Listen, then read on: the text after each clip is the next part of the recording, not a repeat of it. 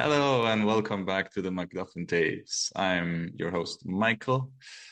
And I'm your host, Ala. How are you doing? I'm doing fine. I'm doing now much better that the festival is over and I can not watch so many movies. Well, actually, I'm enjoying watching movies right now because the weather is it's getting colder, rainy, and yesterday I went to the cinema to watch Good Fortune, which is the movie we're going to talk about today. But yeah, it's nice getting cozy in your seat and grabbing a drink or something. And yeah, I'm looking forward to this fall season to watch some more movies. That sounds really cozy, the way that you tell it. I thought something else was coming though, because you wanted to rant. No, no, no. Well, I'll get to the to my rant in a second.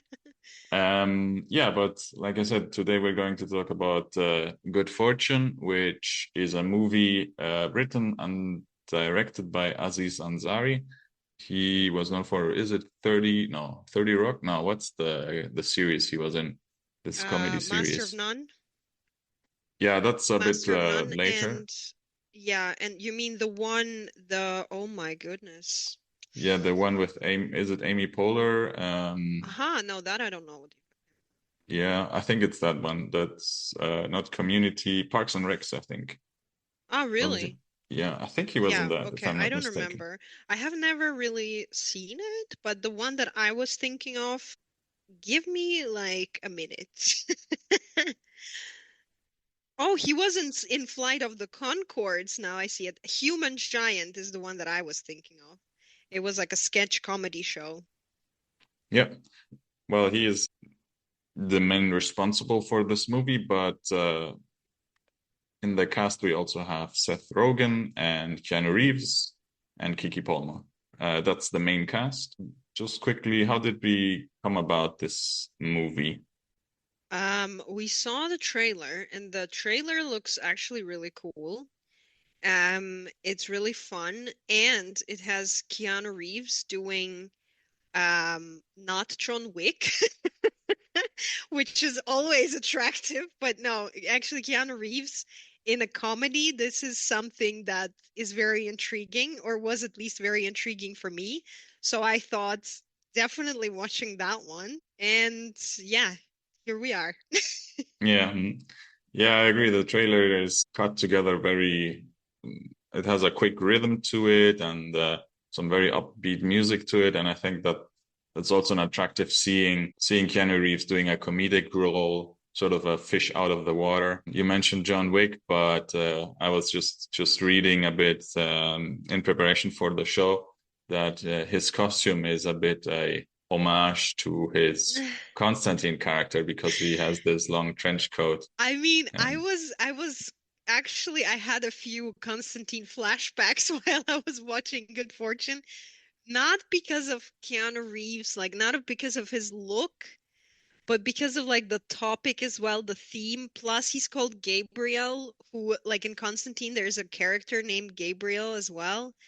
And it's kind of like well, maybe not the antagonist, but like one of the people that Constantine bounces off of a little bit. And so, yeah, that was one of the points. And just generally, this whole heavenly divine thing going on, that is kind of also reminiscent of Constantine.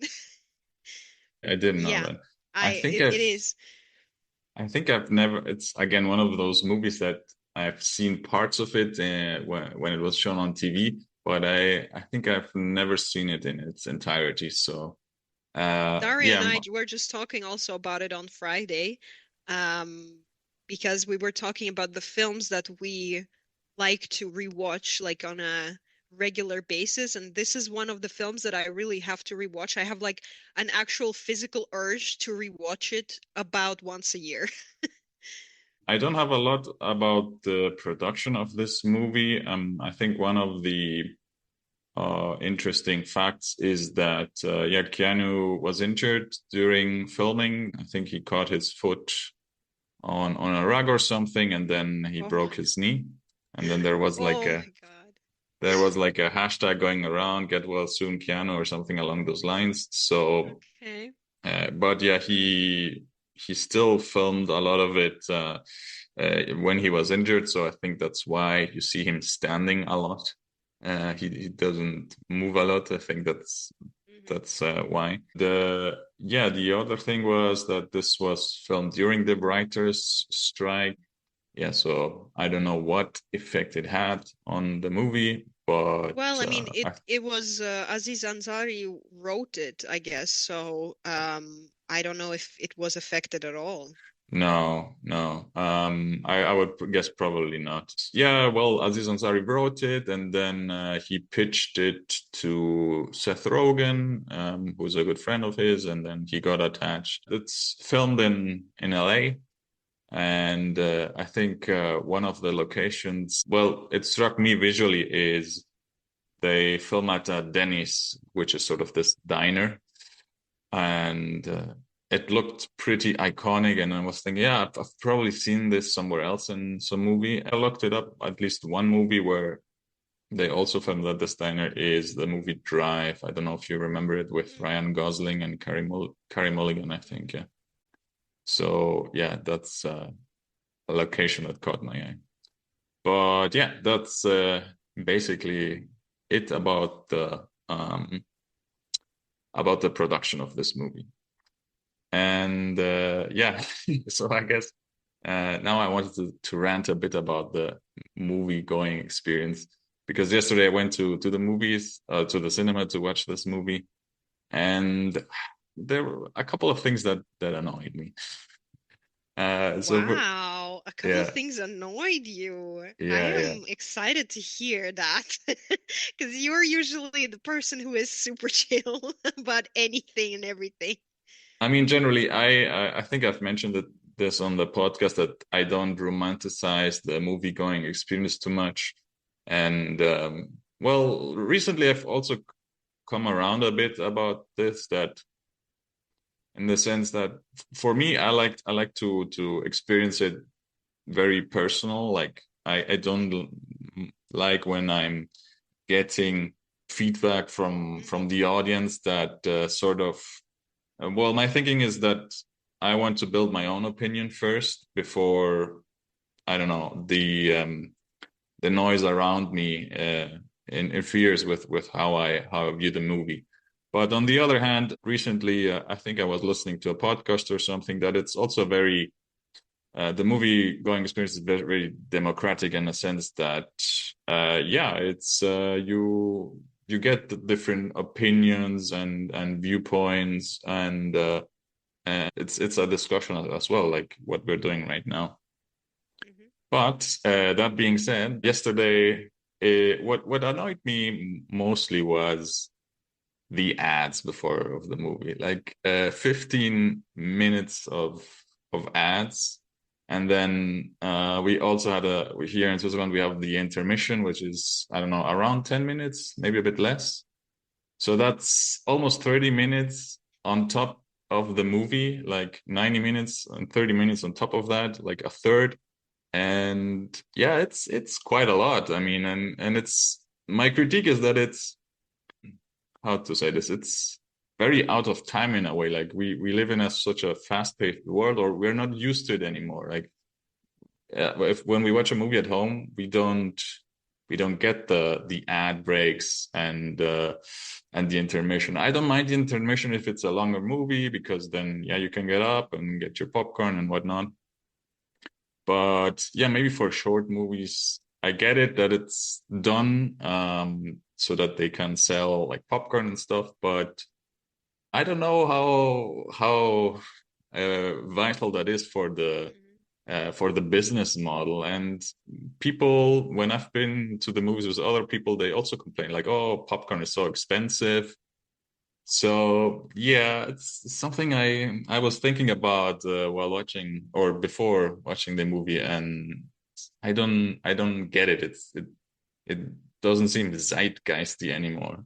Mhm. And then one of the ads that was shown before the movie was actually for the streaming service here in Switzerland, and 1 month of that subscription costs about the same as a ticket. I don't know. I mean, I don't mind paying to go to the cinema, but uh, yeah, it's just some questions I had, like how does this business actually work, and mostly from the consumer side, like we still do these things like getting popcorn and having the ads, but they're so out of time. I feel like we still do them because that's how it's always done. It doesn't seem something from this time anymore. So yeah, that's about it from my side. I mean, I would say that whenever I go to the cinema, they are never really full, you know? So I understand that the cinemas are trying to find ways to fill their rooms and sell their films because I mean, obviously a lot of people are streaming and not a lot of people actually appreciate the cinema experience. And to be honest, like I love going to the cinema, but for me, it's important that the quality also is good because sometimes I come to the cinema, you know, like this kind of hole in the wall type of cinema where the screen, to be honest, my screen at home is sometimes bigger than the screens we have here in Switzerland in our cinemas. And then I'm just asking myself, why am I even here? Because I have a better setup at home than they do here. And so, in that sense, yeah, I wouldn't necessarily choose to go to such a place. And then again, there are people who are also talking and annoying, and yeah, they're just other people sitting there with you. You're not in your own living room. But as far as, well, consuming and selling popcorn and doing an intermission for additional sales, I don't know. I'm kind of already used to the intermission. I don't mind it so much. I think definitely sometimes it takes away from the experience. Like, for example, we were also talking about it when we were watching one battle after another, that the intermission kind of just like stopped you abruptly in a place, and then you kind of came back, still obviously wanting to finish the film, but it's somehow the mood shifted already and it's not necessarily the same anymore. And I feel like, yeah, sometimes it definitely takes away from the experience. Yesterday, also went to watch Good Fortune yesterday, and I would say that also annoyed me. The intermission started basically in the middle of the scene. They didn't even finish the Seth Rogen was still saying something. And then it came back and he finished the sentence. And I was just like, dudes, time your breaks. What is that? I don't know. Interesting. So our intermission started very early in the movie, before they switch. That's when they stop. So I think it's like What? 30 minutes into the movie. Yeah. Oh, absolutely not. Ours was uh when Seth Rogen and Keanu Reeves checked in into the motel. So this was like way ahead already. Oh, okay. Yeah, yeah. It's a lot later. Yeah. So That yeah, is that is kind quite interesting. Why would you do an intermission half an hour later? That's just weird. yeah. Yeah, two more things. And this is also something I was wondering about. You mentioned it, the screen size. So here, at least in Zurich, we have a lot of older cinemas which with smaller screens. So yeah, I mean sometimes it's comparable to some home setup people have, like Mhm. you guys. So I was wondering if that is a better model than the large cinemas. Like we also have some multiplex cinemas where you also have IMAX and stuff. So yeah, I don't know if from the business side if the smaller cinemas make more sense or the larger ones. Well, I mean, it's easier to fill a smaller room, obviously. So in that sense, yeah, but I would say that I appreciate smaller cinemas if they can show you something that the other cinemas cannot. Because sometimes there are films that are not shown everywhere, like not Hollywoody films, but more, films from other countries that are never shown in cinemas here. There are some distributors that specifically show in specific cinemas, or some cinemas that specialize in like particular areas of the world where their films come from.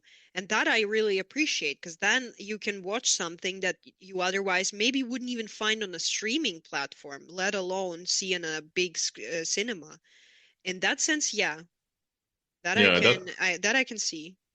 that could be an interesting proposition. Again, more targeted towards movie goers like ourselves, but maybe for a larger audience that might be more difficult. You might have to invest more into marketing. I don't think so, because like in our area we have a few cinemas around Baden that are rather small. And one of the ones we have is in Wettingen, and it's called Orient, and they do show specifically films from I don't know, Middle East a lot, from Eastern Europe. And I think if you are from this area and you know that there's the cinema, you are more likely also to go there, especially if you just live beside it. I think a lot of people actually go to see those films. You would be surprised. Also, from being in our open air Baden, uh, we also show a lot of films from different countries, and we get sold out on a lot of them, because I think people just want to see something else. They don't necessarily only always want to see Hollywood films that you can find on every corner. You don't even have to look for them. They will find you wherever you are.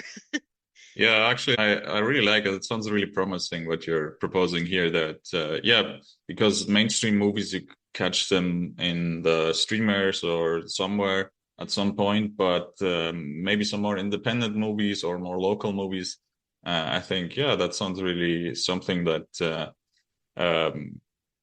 people would go to see. And yeah, I'm glad to hear that you mentioned that in your area that a lot of people go to see that. Actually, yesterday the my screening was pretty well booked. I mean, it's just one sample size, but I was surprised how it was a small cinema, but still, it was quite well sold, not sold out. Yeah, just one thing, just one add-on is that I was saying that some things feel a bit out of time, and the other thing were the ads, like. Some Mm. ads still they do jingles, and then I don't know. One ad was for I don't remember if it was a streaming service, but showing a happy family with two daughters, and yeah, they were going to see the movies and whatever, and then they go home and are happy. And some of these things are these marketing templates or formulas. Mm. Why do people, why do like companies and marketing agencies think that that's still a good or a valid formula. It's so I boring. don't know. I don't get it. Yeah. We also had very questionable ads yesterday before the film, and I was also like, who on earth is making them, and who buys that? Like, Yeah. no, I don't even remember what it was anymore, but I was really annoyed with the ads in the beginning. Yeah. So yeah, did you want to? Yeah, I wanted to say something that ties to what you said, that the cinema was actually fuller, maybe. And I that's actually also what I thought yesterday. I mean, okay, given it's a Saturday evening, the room that we were in was not huge, but it was relatively, there were quite a few people. And I was thinking, is it just because it's a Saturday evening and people go out to the cinema, or is it because it is a comedy? And that's what we started talking about, right? That's um it seems that maybe comedies are not all that um, made all that often anymore, but I cannot decide whether I am a person to talk about it or not because I am not necessarily watching that many comedies normally. Um, Yeah. yeah.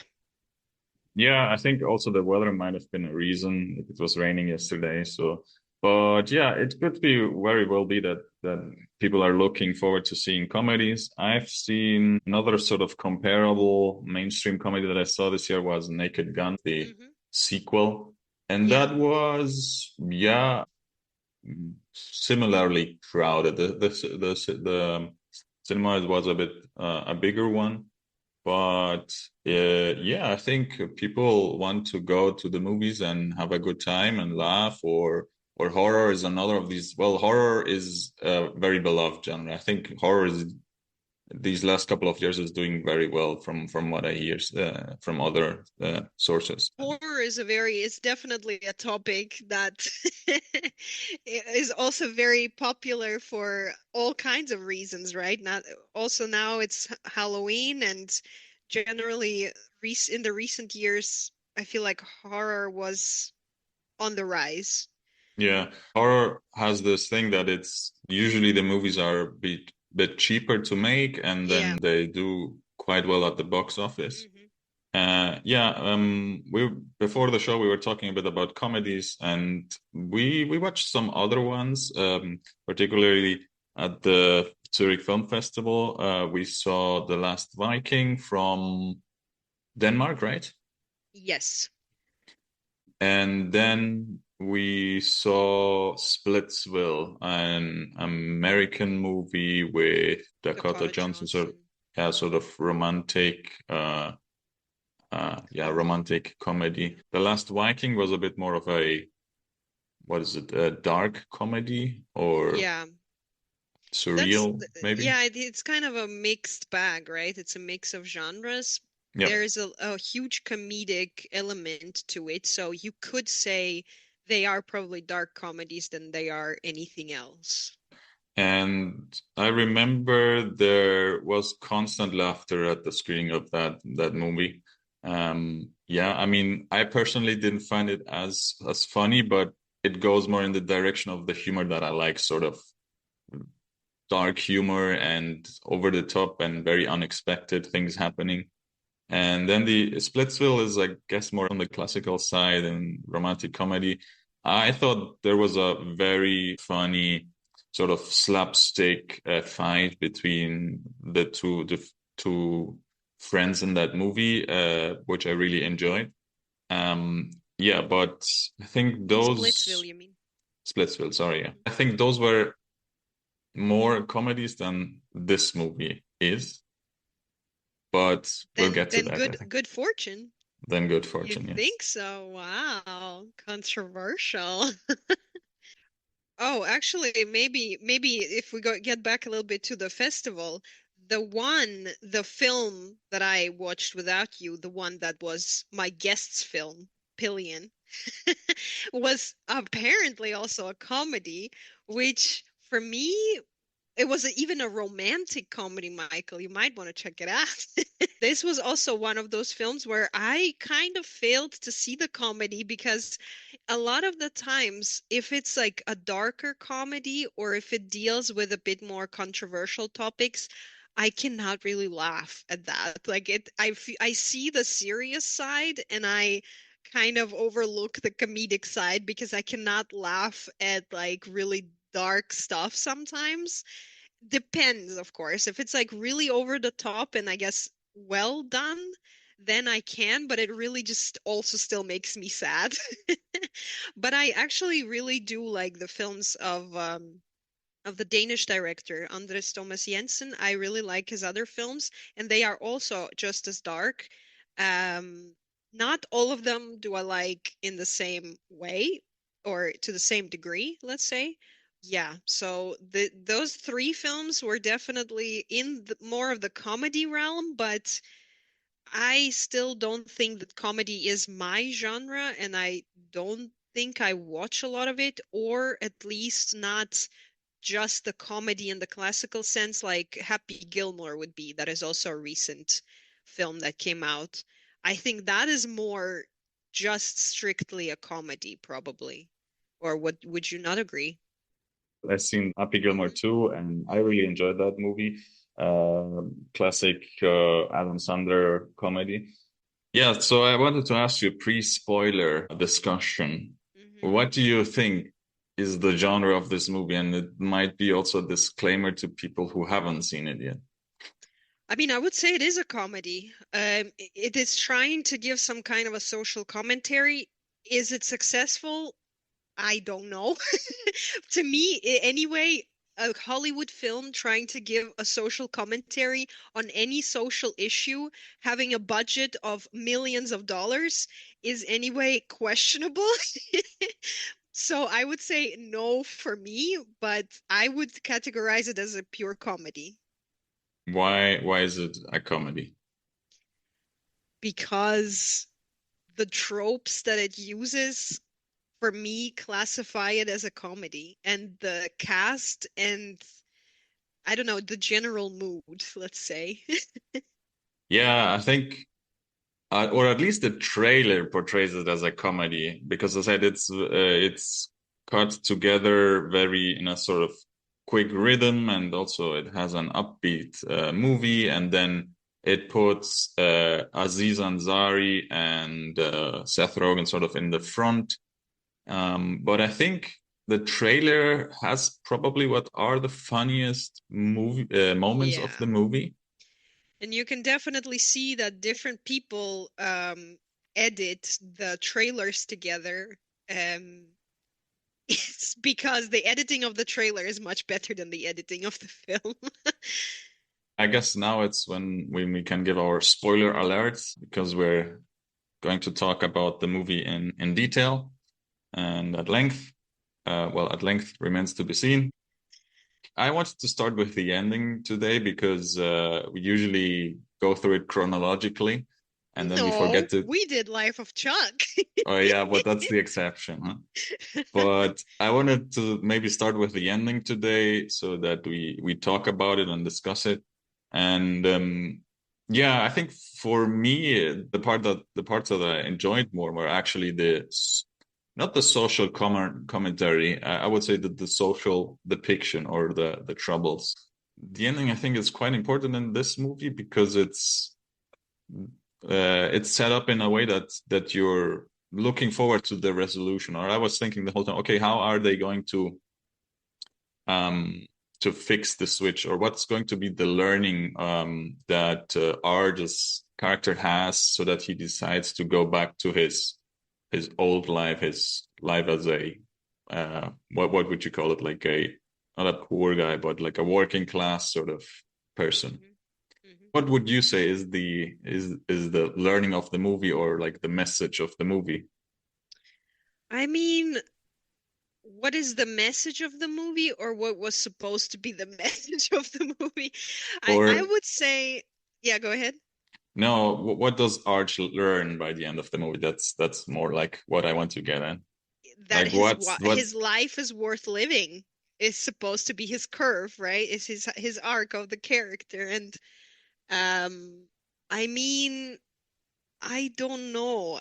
For me, the learning um of Seth Rogen's character is a little bit more noticeable than Arch's character because at least he's like, I saw how it is firsthand to live the life of the drivers and the people that deliver the food, that those people. Now I know we need to support them more.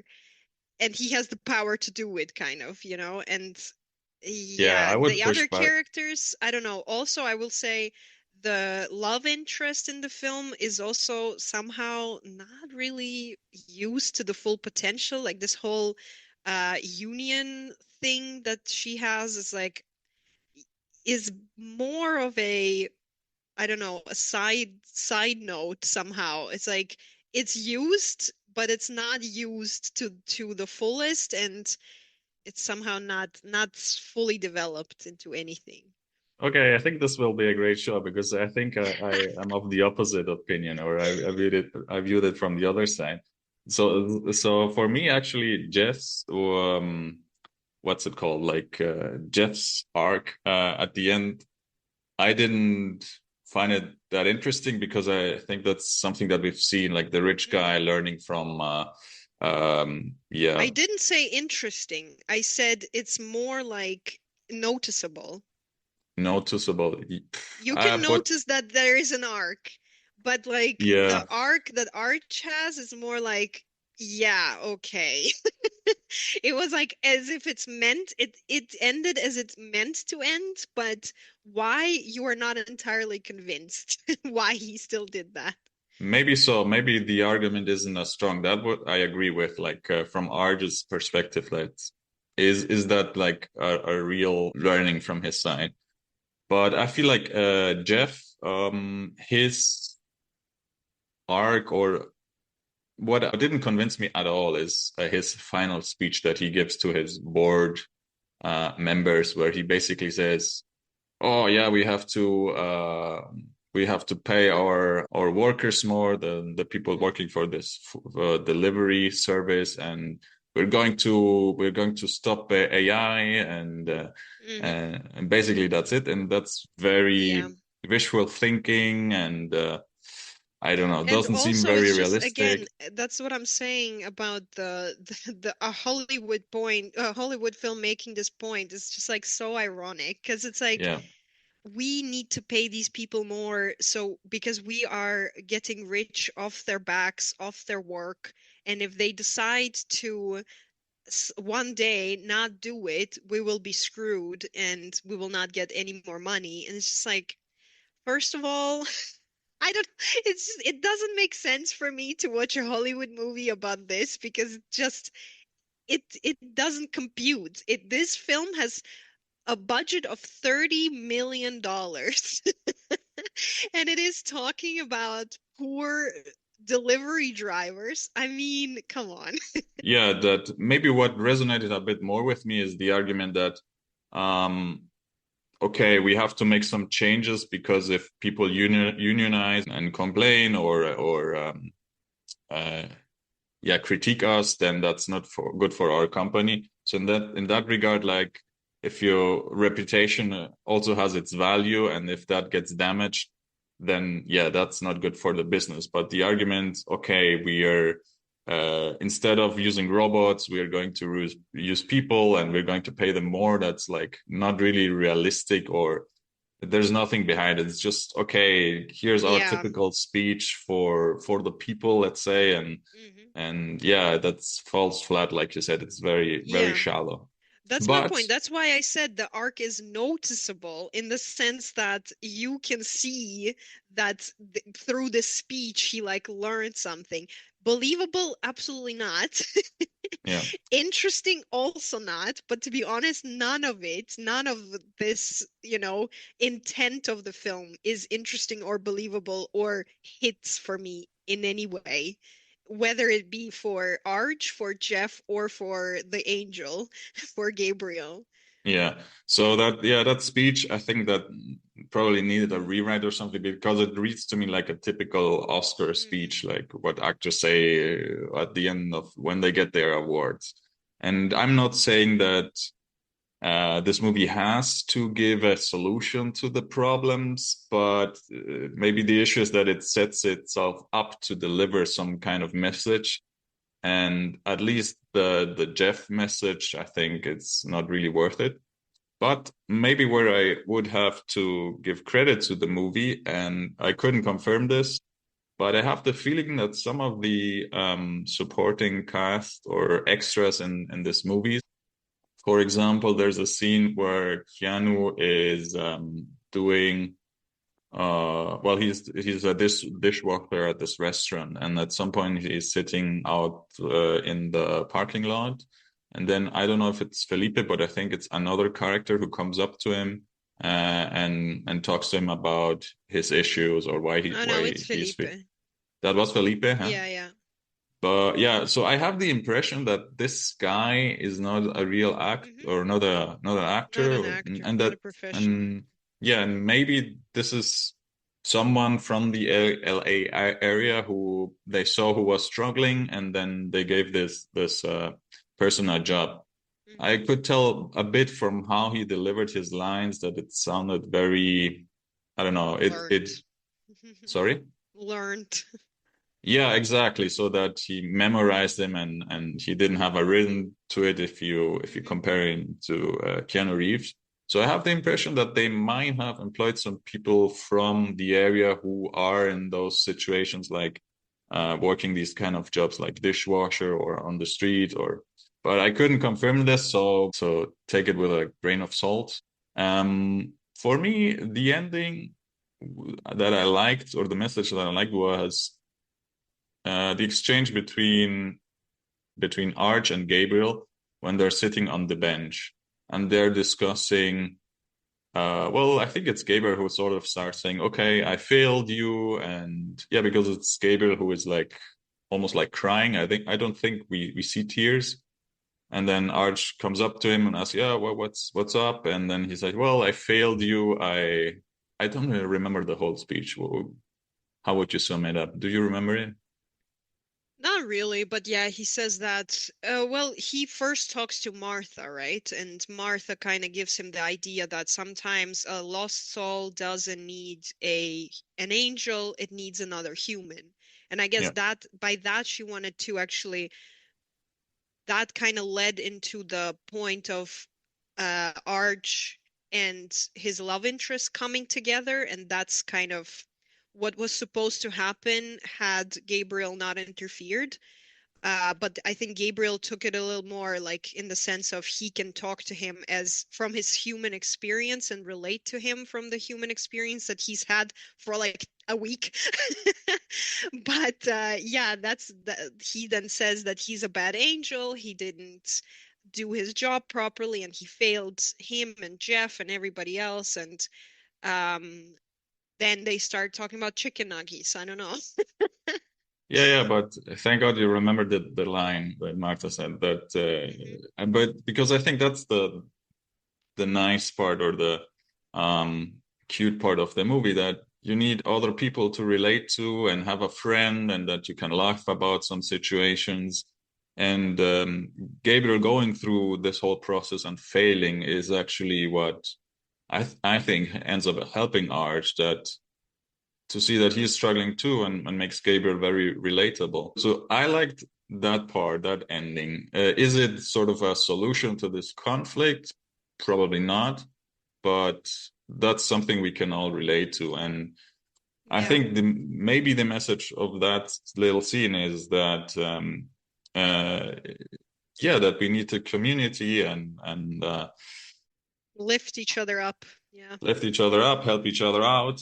Well, I also think it kind of visualizes very concretely the topic of being born into wealth and being born into nothing, right? Because it's like it's as if Arch finds himself in a situation where he has nothing, and then suddenly he is born into a different life of Jeff, right? Where he has everything suddenly. And it's like no matter how much you work, you either have a lot just from the beginning, from the situation you were born into and found yourself in, or you have nothing. And even through hard work, you may not find a way out of that.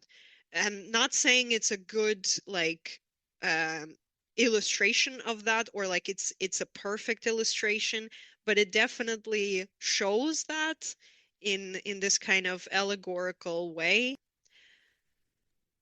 Yeah, so for me also, like I said, I didn't like Jeff's speech that much, but I did like more that he paid for Art's Mhm. tickets that he ended up paying for them. And that's a small gesture. It's only shown via yeah, when Arch received the tickets and it's made clear that Jeff paid for that. So I liked that part in the sense that yeah, I think those small details like helping Mhm. someone out with something small is actually helps a lot. And I think you can relate that to Gabriel, who thinks like, okay, so his first job was preventing people from crashing while they were driving and Texting and driving. Yeah. texting and driving, yeah. And throughout the movie, he gets to meet some of the characters he saved, and it might seem very, what's the word? Unimportant. The thing that he's doing, very trivial, Hmm. but it does make a difference. And I think sometimes we underestimate these little deeds. So Hmm. that's maybe where I can relate And those two characters. that is Um, specifically, I think, shown in the scene where they go dancing with Felipe, and then he meets his wife that he yeah, saved from a crash as well. exactly. Um, And it and humanizes that a lot as well because Mhm. he gets to see this person or live with this person, see, oh, what a wonderful woman she is, and that she's very joyful, and thank God, thank God, thank God she saved because yeah, she is Felipe's wife, and I'm sure that Felipe would have been devastated if she had passed, and but fortunately she's alive. Um, Mhm. then one more thing I wanted to ask you about the ending, because there is I think there's a montage shown where Arch like the next step in Art's life, where he goes to work for this postal service, and then there's a scene where they are at their parents' house, and I think it's those two scenes mostly, which we had seen before in a sort of foreshadowing when Mhm. Gabriel introduces himself to Arch and shows him, okay, what could be, or What where will, what is worth living for in his yeah, life? yeah. So, do you remember any differences between the foreshadowing more at the beginning and the montage here at the end? Well, I mean, obviously, the way that Gabriel shows it to him, if you take them out of the context, the scenes or the situations are not necessarily the highlight of someone's life. And when they are shown in the end, they are put more in perspective. And it's like um he goes to this taco place with his girlfriend, and I mean, if you just take it out of the context, it's nothing really special and nothing is really going on, but then in within the context of their relationship in this film, it is a place where they met, where they first kind of their relationship started to develop. And so it's more of a special place for them. It has more of a connection to them. They love the food. It brings them joy. And so it completely changes if you look at it from that perspective. And the same goes for, them moving in with her family. I mean, okay, again, if you just take it out of the context, it's like a lot of people living in a house. It's very crowded and nobody has their own space. But in the end, it's shown as more of a joyful experience, I guess. And this is also something you can argue with. Is it really like, is it again shown out of context, just from a joyful perspective? It's like you don't know, but they definitely manipulate this experience or how they show it through those means, and you are meant to feel better about it by the end. Hmm. Yeah, but I mean, this change of perspective and newfound appreciation, I think it's not to be underestimated because I think that allows you to look forward and to take more initiative and find a way out of certain situations. And in the end, Gabriel gives Arch some hope because I think that's what at the beginning of the movie he didn't have.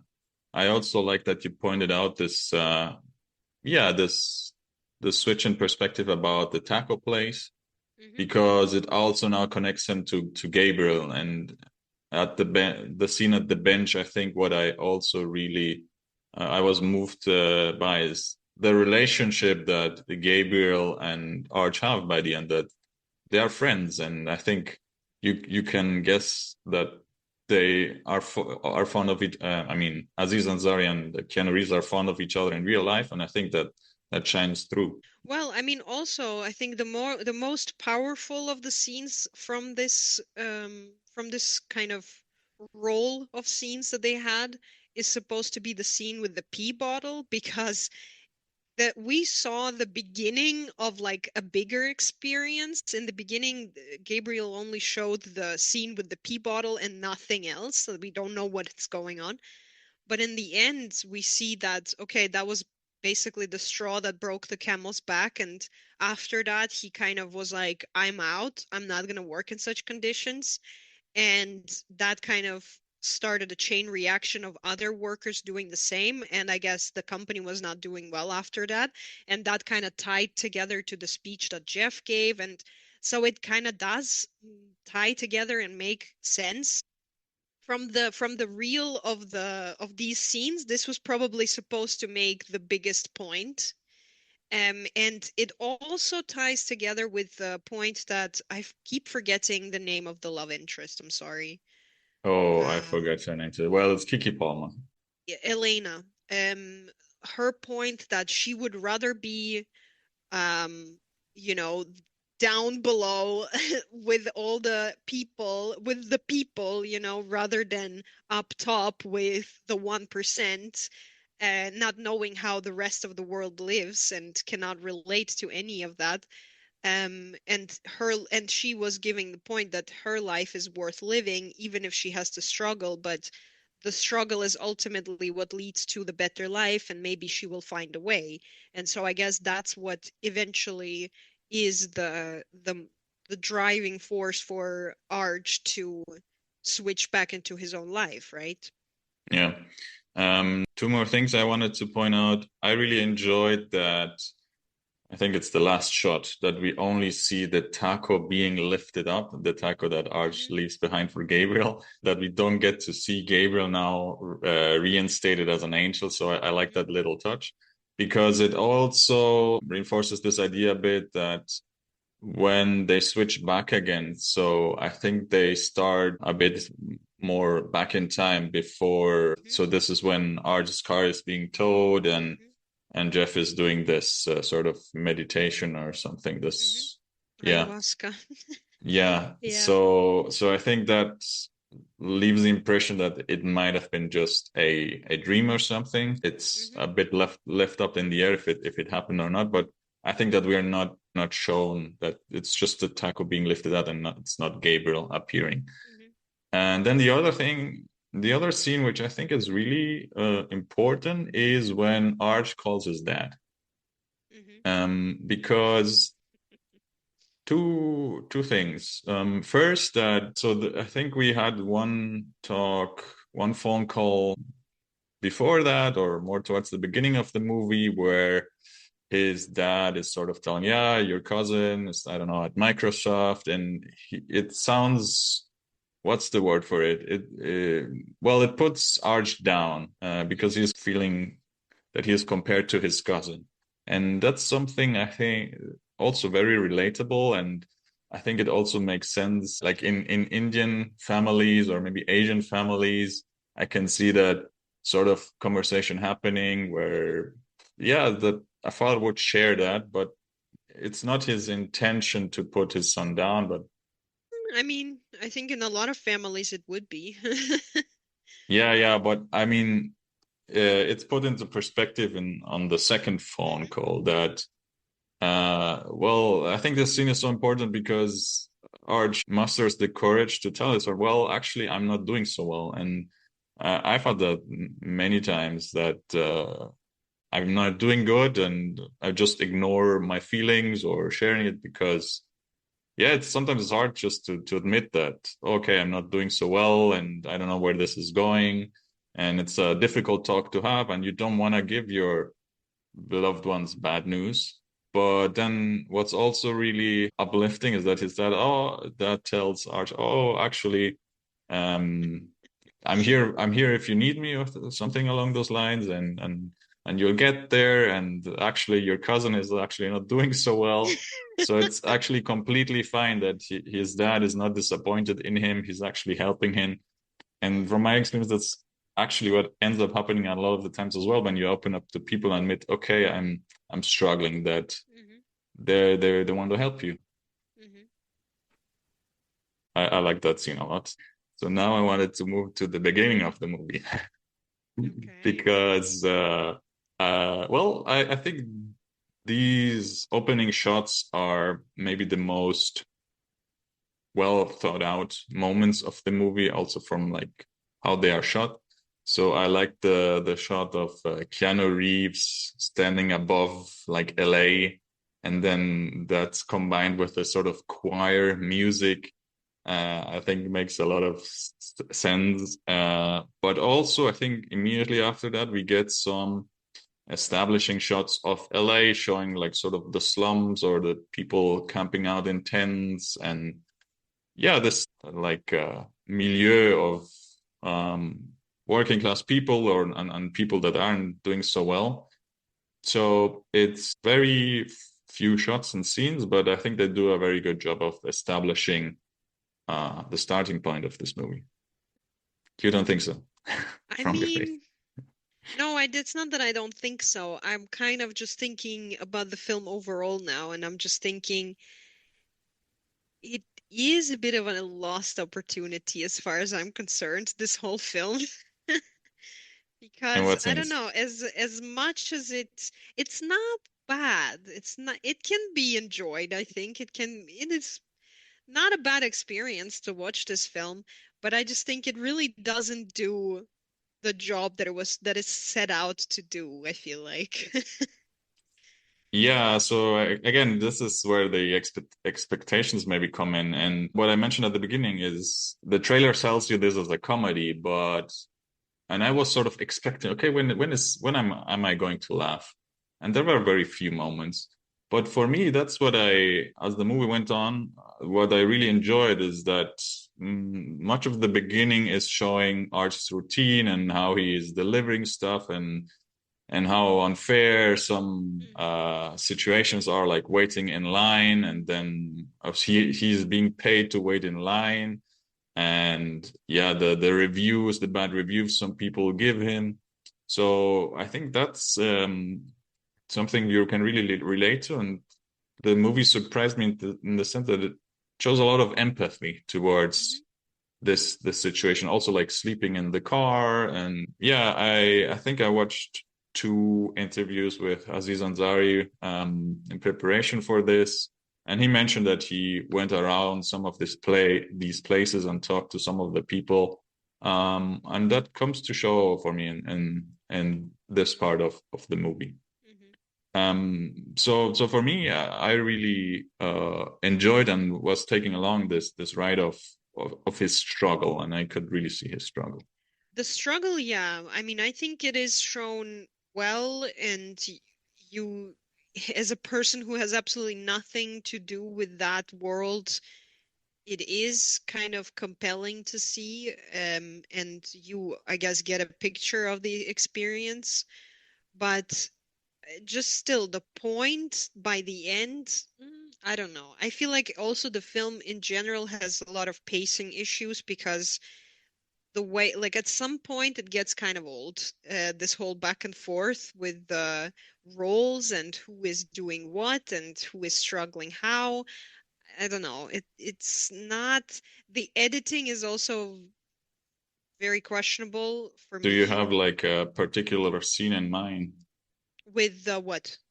about the editing? Where did you feel like the The editing? editing, every Yeah, single time they cut from one scene to another, I have you mean questions to the editing. the Just transitions how between the the scenes? transitions and how things are just like put together, I feel like I don't know. I'm kind of sometimes I was really confused.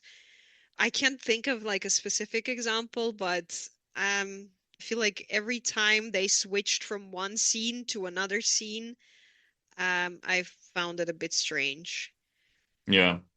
Yeah, for me, the editing, I felt it a bit in the beginning, like rhythm wise, that Mm. we start with Gabriel, then we go to Arch, then we go to Jeff, and then actually in this part, so Gabriel disappears for a while.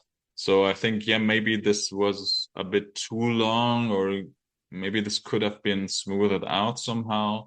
And then in the middle parts, I think you're right that it's a lot of back and forth between the two roles. I don't remember exactly how the transitions were. I would have to look at it a second time, but yeah, you may be right that maybe it's too abrupt or it switches too much back and forth. Yeah, I think yeah, you might be onto something there. Speaking of the back and forth, who played the rich guy better, or and who played the poor guy better? Well, I mean, I wouldn't say that that either of them played both, because one plays a rich guy and then a rich guy who suddenly is in a bad situation and is poor and has to struggle. And another one plays a poor guy and then a poor guy who is suddenly rich. None of them really play the other. And I think they do it well. They Mhm. do both well, both of the roles that they got to play within the realm of their character, because I feel like I really liked how Jeff is like so self-assured in the beginning. He's like, easy, I will do it. I came from nothing. Although he definitely didn't. But and he's like very, I like how the self-assured way how he goes about things that belong to Arch's life. Like, for example, um, when the motel lady is asking them to check out because it's checkout time, and he's like, I can't check out. And he's like so calm about it. And the way he talks to her, he's like, I can't pay you now, but I can pay you by the end of the evening. So he's like, you can see he did some business before that, whether or not it was successful or good, or because from what we see, the meetings that they have are very kind of, yeah, not really anything, not anything businessy. But you can see that he came from a business world, so he has a bit of a business mindset, and he's like, here's the deal. I can't pay you now, but I can pay you by the end of the evening. How does that sound? And she's like, fine. So you can see that, and I like that, because although by the end of it he's kind of like, oh yeah, I can see it now, it really doesn't work and I want to get back to my comfortable life, he still in the beginning has this a sense of confidence that he's getting into the situation with.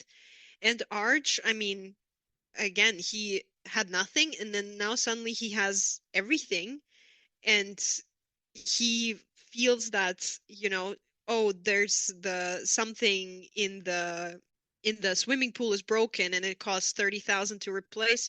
Oh yeah, okay, no problem. And I think it's more interesting to see Jeff in the situation where the roles kind of how the turntables when the tables turned and Jeff finds himself in a bad situation, it's more interesting to behold, I feel like. Yeah, I think it's a good point about the confidence that Jeff has. For me, at least in the beginning of the movie, I felt like Jeff was too nice in a way, or I don't know. I mean, it's not that rich people can't be nice, but I could see Seth Rogen a bit more, if you will, or yeah. And but I think he plays the struggling guy a bit. It looks like he has been in those circles, or like he lived in a sort of more working class, or I don't know, maybe it's also because it's more common to see, or I imagine Jeff Rogan wearing that sort of checkered shirt, which is funny. It's similar to the one that Leo wears in One Battle After Another. Hmm. But I think Aziz does plays well into the sort of douche, rich douche sort of archetype, But and I mean, that he he never really behaves douchey, does he?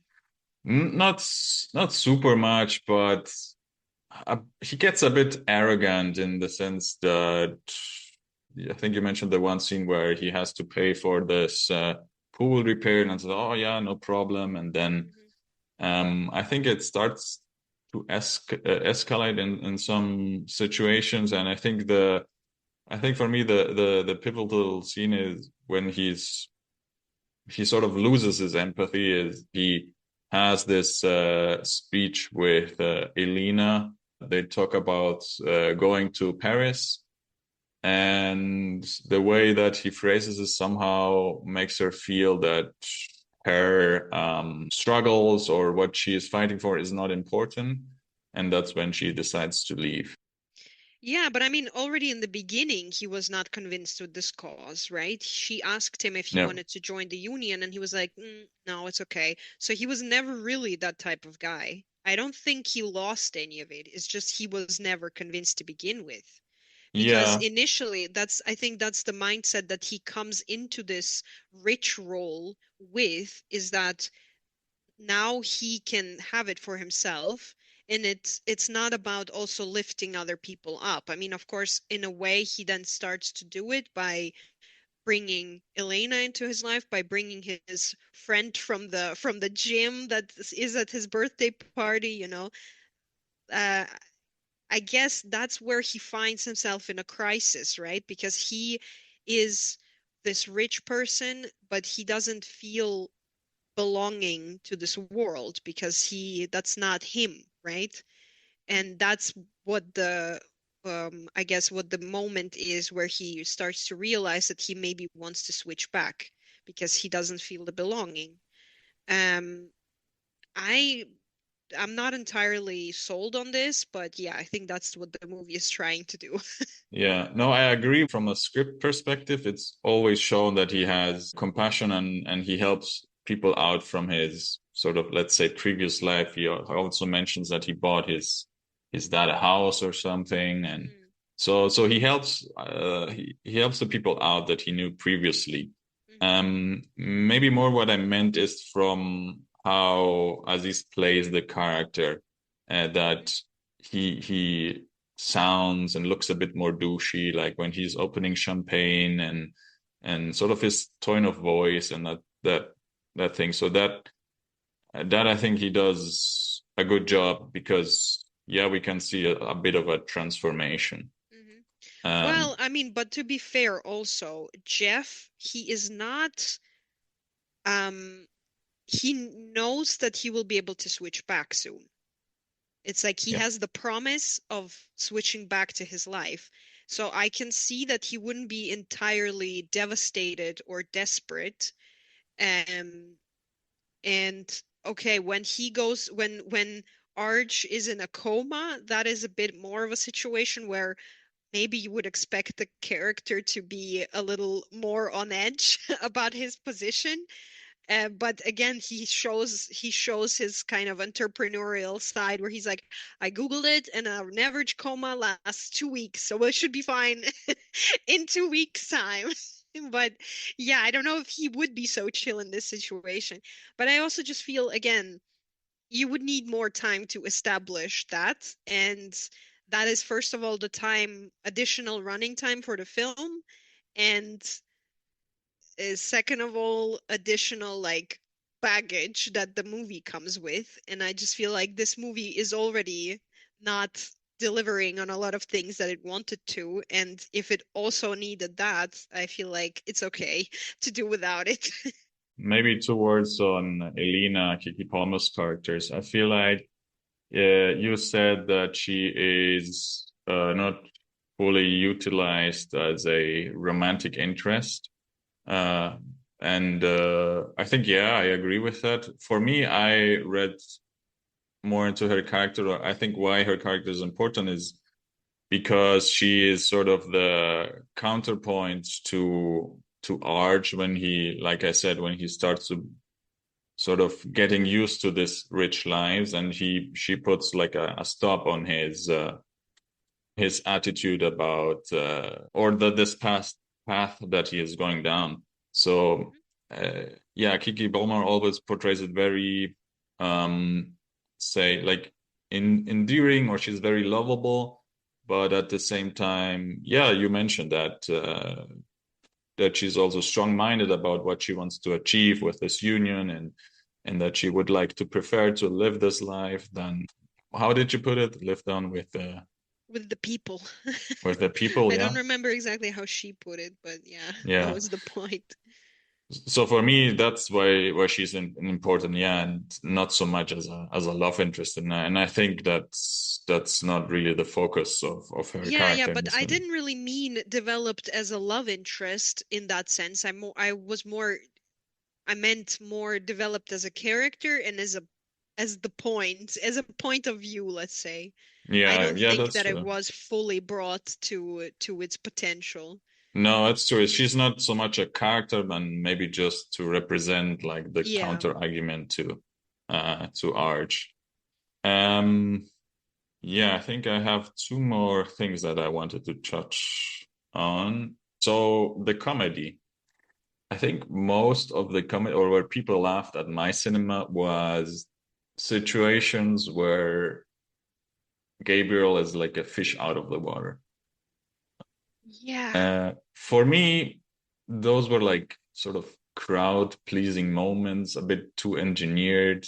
Hmm. Those weren't really funny to me. Yeah, and it's sort of always the same kind of joke.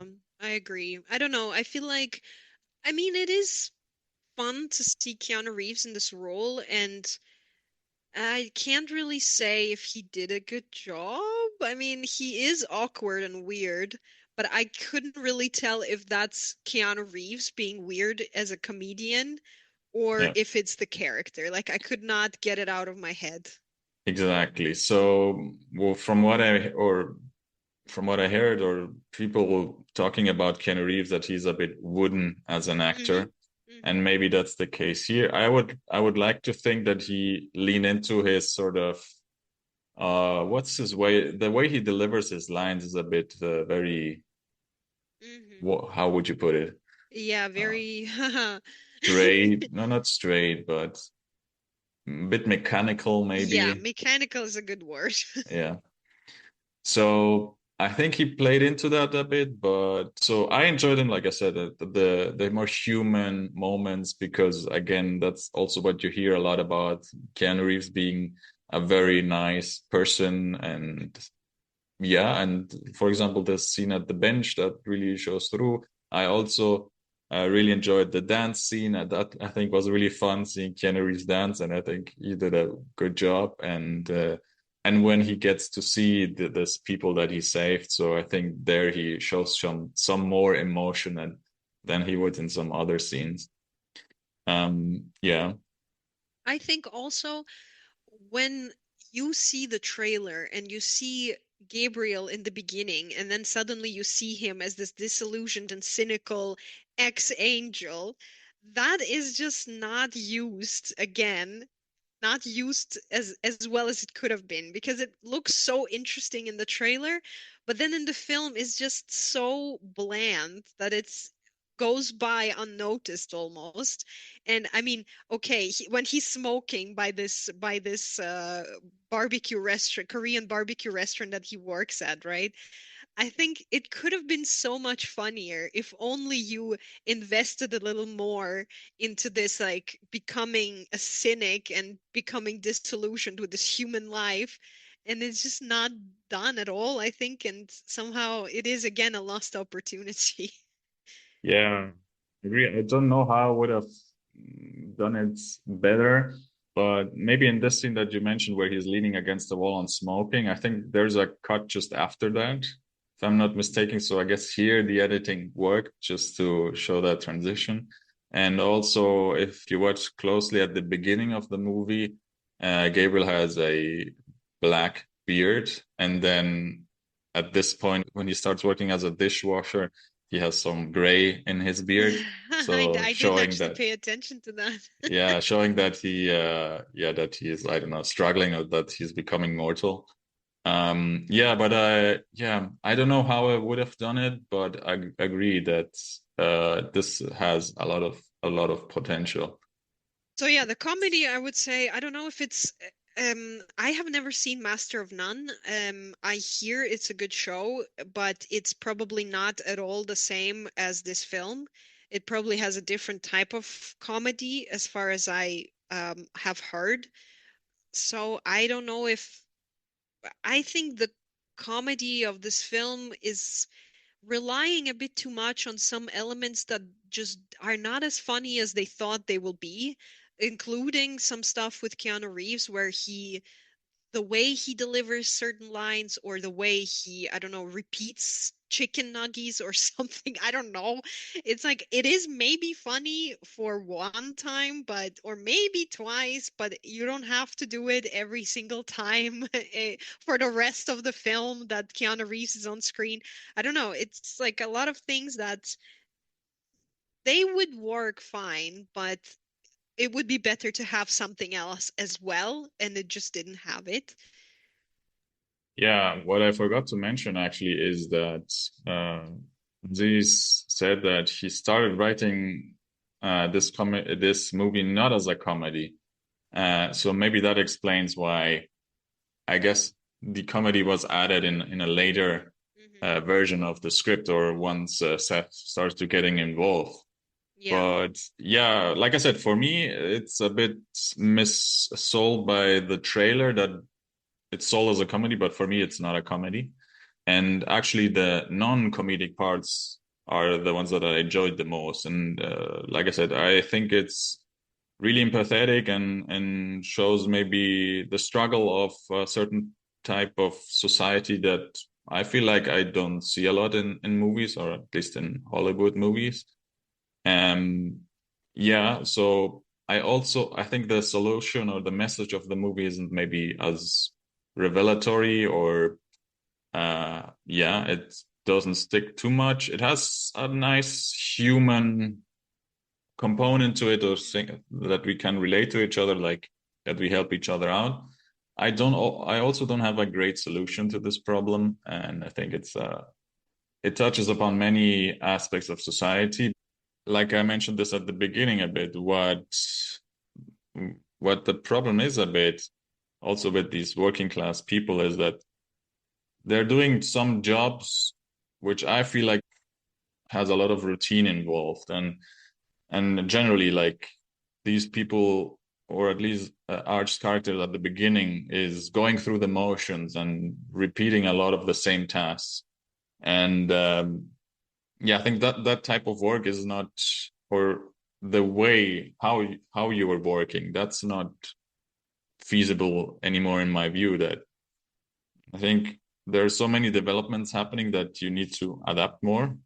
And I think maybe my or in my life, how I tackle this problem is by investing more time into learning things and educating myself and doing things and yeah, being more proactive and creating things. And I think that's also what I think what you mentioned it that the characters do a bit of like Kiki proposing this union and then Arch who starts this with a pee bottle, this sort of Hmm. move where all his coworkers write down on the board and are complaining and then they end up leaving. So I think that's what we need to do is being more proactive and think about these things that we take for granted, like ways of working or habits, or like I mentioned at the beginning, like going to the movie and consuming popcorn and whatnot. And that it's maybe, yeah, those are things that we do because of habit and routine, but they don't make sense anymore. The point with, the Kiki's character, Elena, where she fails the first attempt to unionize, right? In large part due to Gabriel's involvement, actually. Um, it doesn't stop her, right? That's also what I found, I guess, an endearing moment in the film where I guess Arch kind of expected or half expected her to give up after that, but then she said, "Well, I can't do anything else. I have to try again." So, and then she just goes on, Yeah. no matter if she failed the first time. Yeah.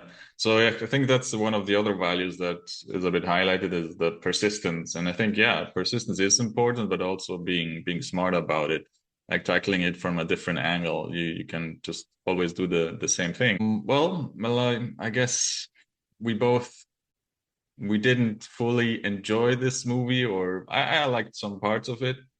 I mean, And I don't know. Last night when we were leaving the cinema, Dario said he enjoyed it. He thought it was funny, and I must say, I mean, I can't really wholeheartedly say it's bad because mhm, like it's okay. You can enjoy it. You probably won't think about it again. Maybe you won't rewatch it. Maybe you will, who knows? But it's not all bad. Um, no, it's okay. Let's just say. yeah, I agree. Maybe what we touched on a bit is that, like you said, maybe the editing, maybe the type of comedic gag that was used, maybe that could have been reworked a bit so that it's a bit more effective.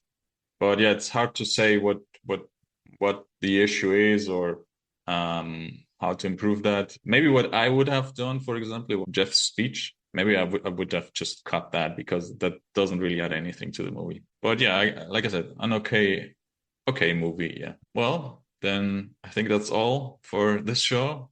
Thank you for listening, and until next time, champagne, champagne. Every time there's something else. Well, thankfully it's not bees anymore. I'll take champagne over bees any day. Okay, bye.